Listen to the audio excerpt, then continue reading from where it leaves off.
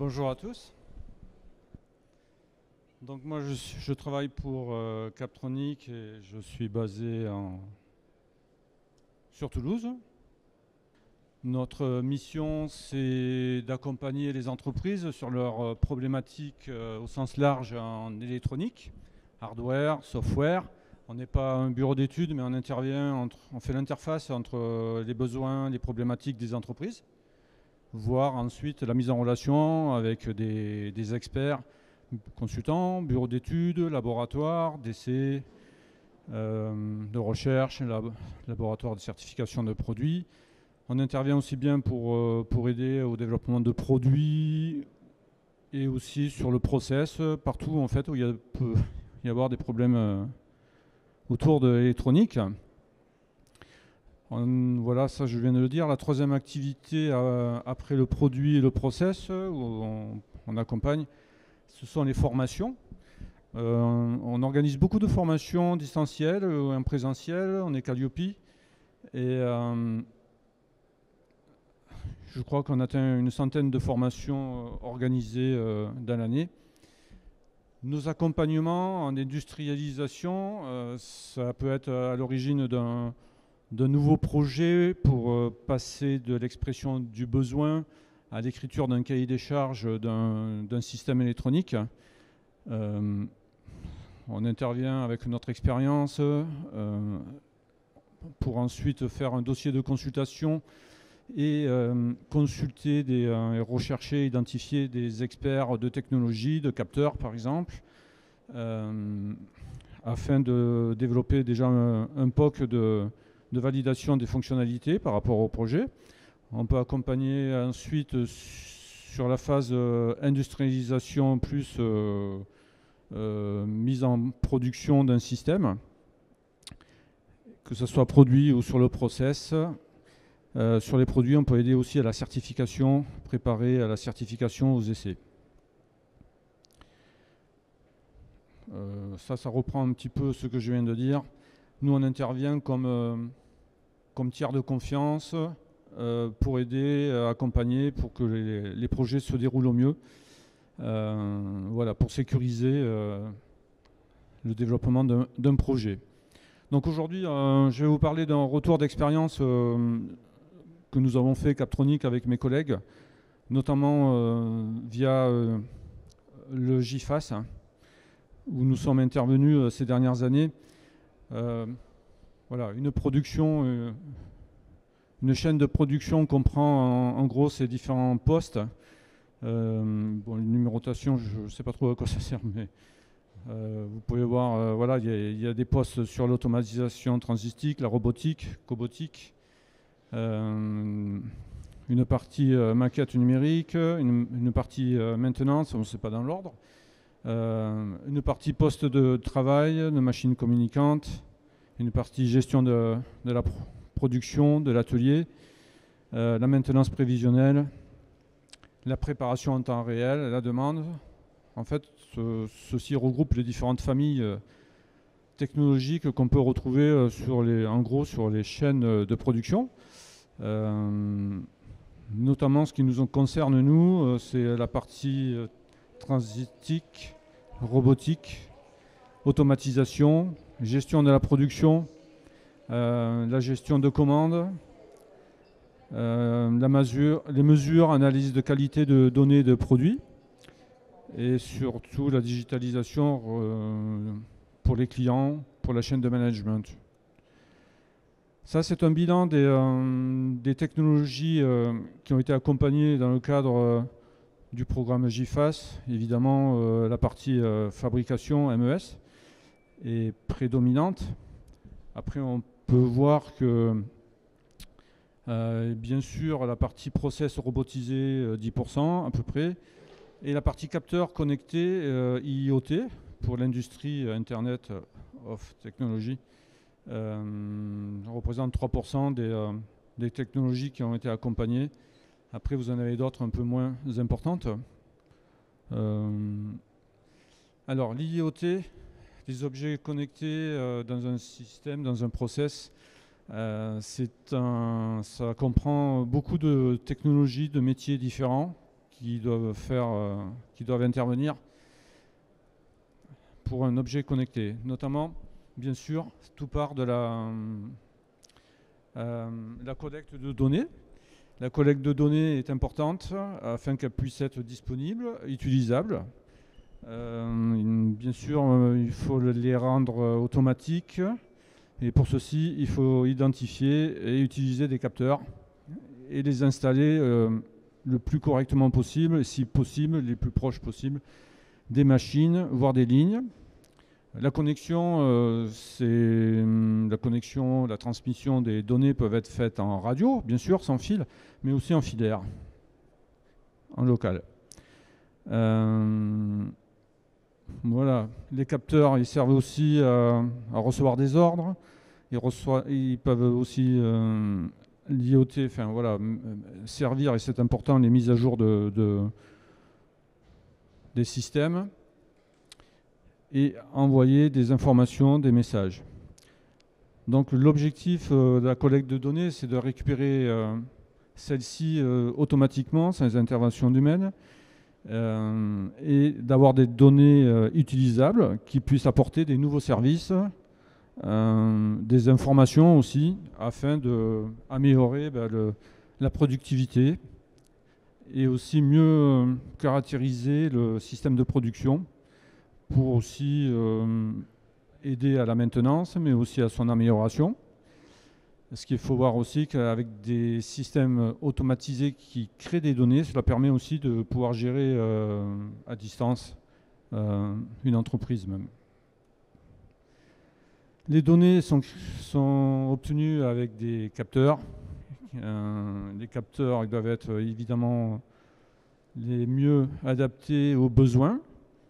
Tout type de capteurs, des capteurs optiques, des capteurs de pression, des capteurs de température bien connus, d'humidité, des capteurs aussi qui mesurent les courants, les tensions, des vibrations, acoustiques, ultrasons, métrologie, comptage.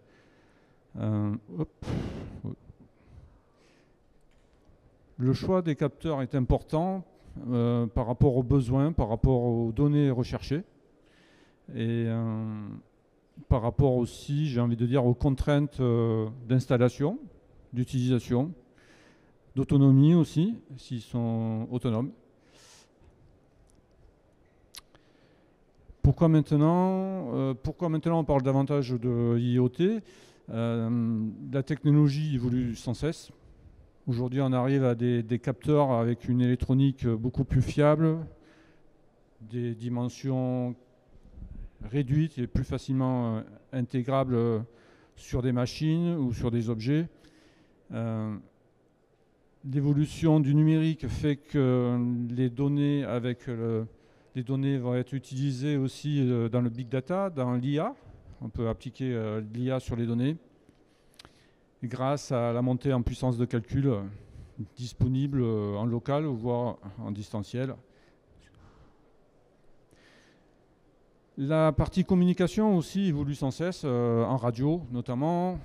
Les dernières évolutions, c'est sur la 5G qui permet d'avoir des débits très forts et aussi une latence réduite et d'avoir des communications longue distance et qui est de plus en plus fiabilisée. Et donc la latence est très réduite et ça permet d'avoir instantanément des informations avec des volumes importants de données à transmettre par exemple. Un objet connecté intègre différentes technologies. La partie capteur et quel capteur pour obtenir les données. La partie ensuite communication, que ce soit en sans fil. En sans fil, aujourd'hui, j'ai parlé de la 5G, mais il y a d'autres systèmes radio en local, notamment. Voilà. Le Wi-Fi, le Bluetooth, beaucoup de choix sont possibles. Beaucoup peuvent répondre à l'application également. Il est bien important de faire le cahier des charges, comprendre les cas d'usage et les contraintes afin de faire le choix du meilleur système de communication. Voilà, quel protocole de transfert de données, quelle plateforme pour gérer les données, voilà les éléments qui sont à penser lorsqu'on veut faire un objet connecté et surtout l'intégrer dans une chaîne de production. Quel traitement va être fait? Qui va le faire aussi? Il y a toute une équipe à mettre en place. Et sans oublier aussi la cybersécurité. La cybersécurité, on en parle beaucoup, notamment au niveau industrie. D'ailleurs, là-dessus, je fais un focus parce que Captronic, on organise pas mal de formations sur la cybersécurité. Au niveau industrie, on a une formation d'initiation à la cybersécurité industrielle d'une journée. Et on a aussi une formation plus sur la norme IEC 62443 sur 3 jours. Voilà les différents métiers qui sont importants pour développer et intégrer un IoT sur une chaîne de production.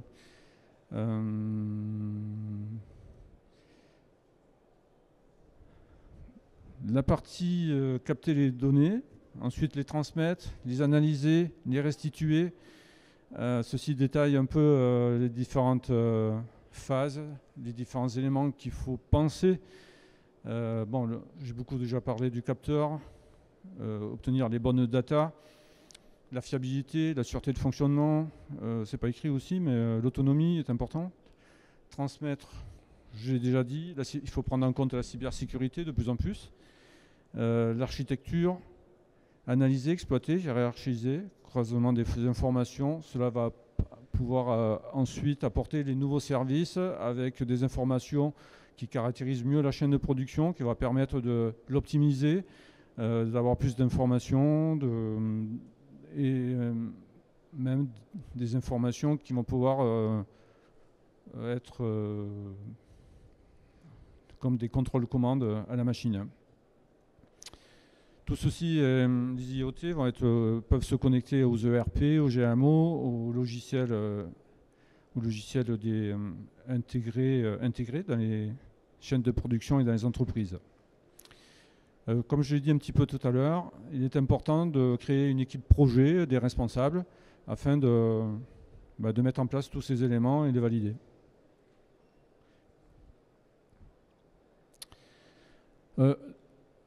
Comme dit dans le titre, quelques retours de projets qui ont été accompagnés par mes collègues, notamment sur Captronic pour le GIFAS.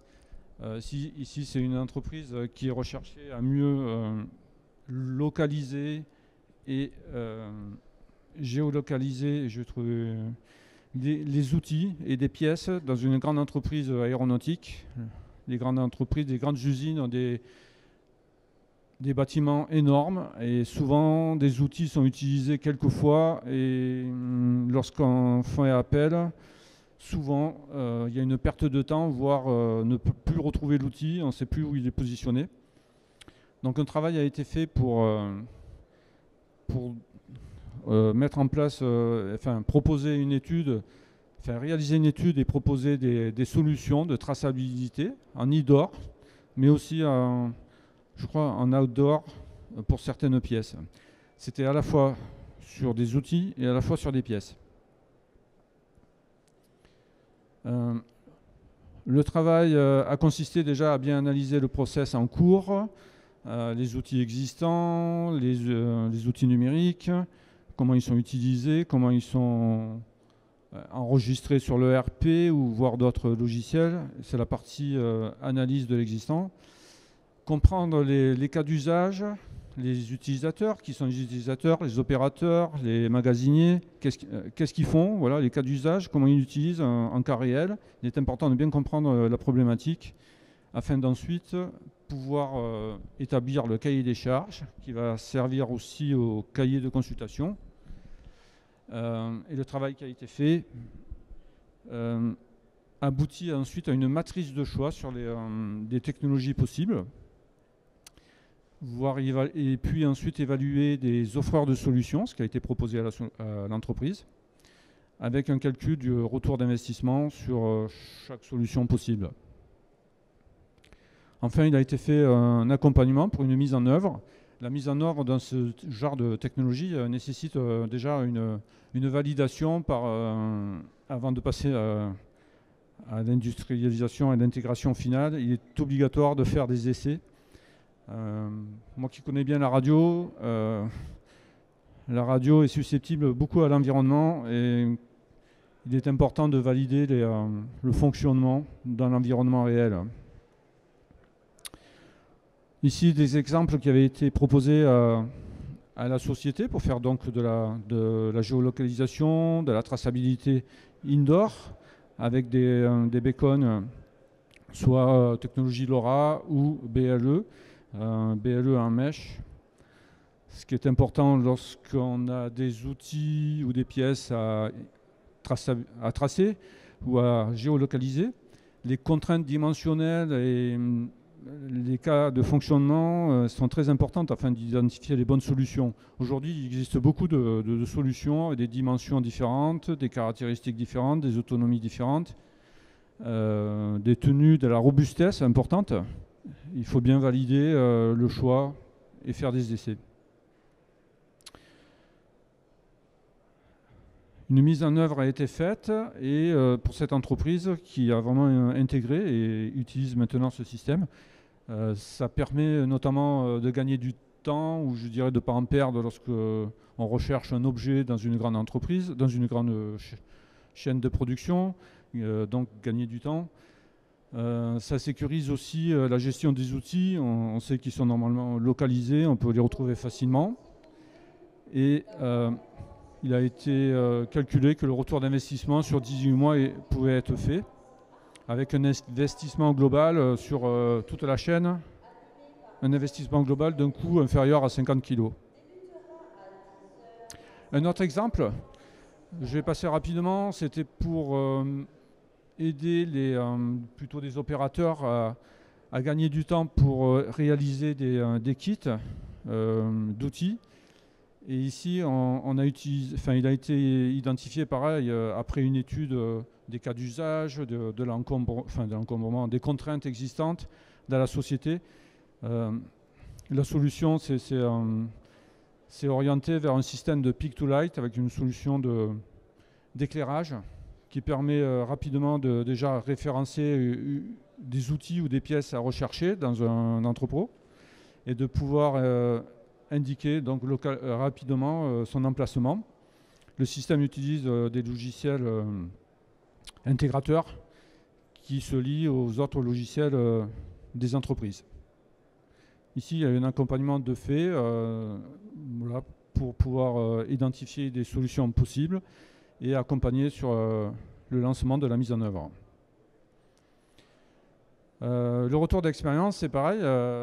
Évidemment, il y a un investissement, mais sur plusieurs mois, il y a un gain de temps, une fiabilité, la simplicité, moins de stress aussi pour les opérateurs et pour tout le monde, et fiabilité. Je vais continuer, j'ai encore 10 minutes. Je vais passer sur une autre présentation.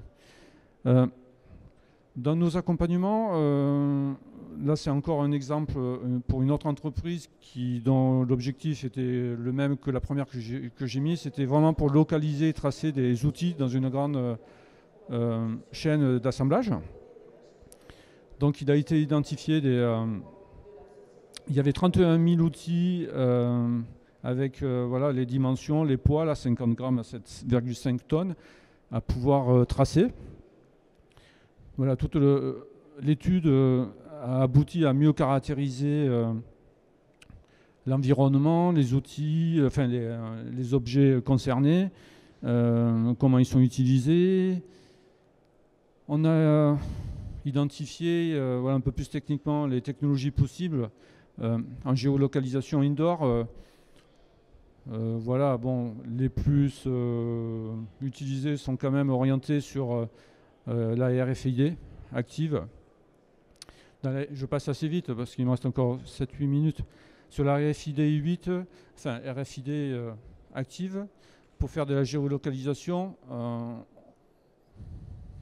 la technologie qui est très utilisée en mesh utilise l'analyse des signaux RSSI en installant des beacons et en installant des tags sur les produits concernés. La position est importante vis-à-vis surtout de l'environnement et le choix aussi de la technologie et le choix des solutions possibles. Une deuxième technologie qui existe et qui marche aussi, c'est de l'angle d'arrivée de vol par le calcul. C'est aussi ça peut être plus précis, mais l'infrastructure est assez importante à mettre en place. Il y a du câblage, du serveur, et donc un coût d'installation plus importante. Une troisième technologie qui est souvent utilisée, c'est le temps de vol. Le temps de vol par la technologie wideband, qui est Ultra UWB, qui est très déjà utilisée, qui est très fiable, qui permet d'avoir une précision de localisation inférieure à 50 cm. Par contre, elle nécessite un coût un peu plus important pour l'installation. Et il n'y a pas besoin aussi de ligne de vue directe. Mais par contre, c'est une très bonne technologie. Bon, ça je passe, c'est un panorama de solutions qui avaient été identifiées et proposées à l'entreprise. Un exemple de tags de dimensions différentes qui peuvent être installés sur les produits, voilà, qui peuvent être collés.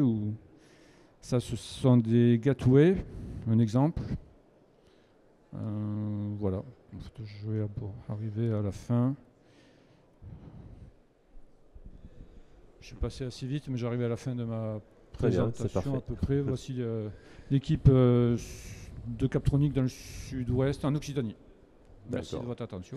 Merci beaucoup, monsieur, pour votre présentation très détaillée. J'ai peut-être une question, c'est au niveau des choix des technologies. Sur quoi vous vous basez? Est-ce que vous faites des tests pour chaque cas d'application chez les industriels, ou alors vous avez déjà présélectionné finalement des technologies et voilà comment, parce que des technologies, il y en a beaucoup, il faut quand même prendre le temps aussi de les tester peut-être avant, ou les tester après, voilà, à quel moment se fait ce choix? D'abord, le choix se fait sur les caractéristiques, les performances de la solution par rapport au cahier des charges qui a été fait. Il y a des contraintes d'environnement. Voilà. Ensuite, les essais doivent être faits dans l'environnement parce qu'il y a trop. Enfin, l'environnement est quand même impactant. Il faut faire des essais et faire des essais, des tests d'ailleurs, sur mesure en temps réel. Et avec plusieurs cas d'usage. D'accord. Ouais, et ça peut prendre un temps assez long, j'imagine. Bah oui. Est-ce que vous avez des questions à ce sujet? Non. Oui. Merci. Bonjour, moi c'est Tom Loudier. Je voulais savoir, moi je suis... comment? Ah pardon. Ouais. Du coup je voulais savoir, moi je suis chez ATR, à la FAL, et nous on est sur des pièces manquantes, et on voulait savoir si c'était possible d'intégrer le RFID sur des pièces comme ça, pour les monter, comment on pourrait faire, etc. L'objectif, c'est ça, c'est faire de la géolocalisation? Oui, c'est ça. L'objectif. Du coup, bah, a priori, oui. Après, il faut voir les contraintes, les dimensions des pièces et leur cas d'usage. Est-ce qu'il faut de la robustesse? Comment ils sont utilisés? Voilà, il faut que les tags qu'on va installer... L'aspect robustesse est important, finalement. Dans la vie de produit, oui, c'est envisageable. Et qui restent sur l'avion, enfin, on les retirera pas directement dessus. C'est ça restera sur l'avion même s'il est en vol. Ah d'accord.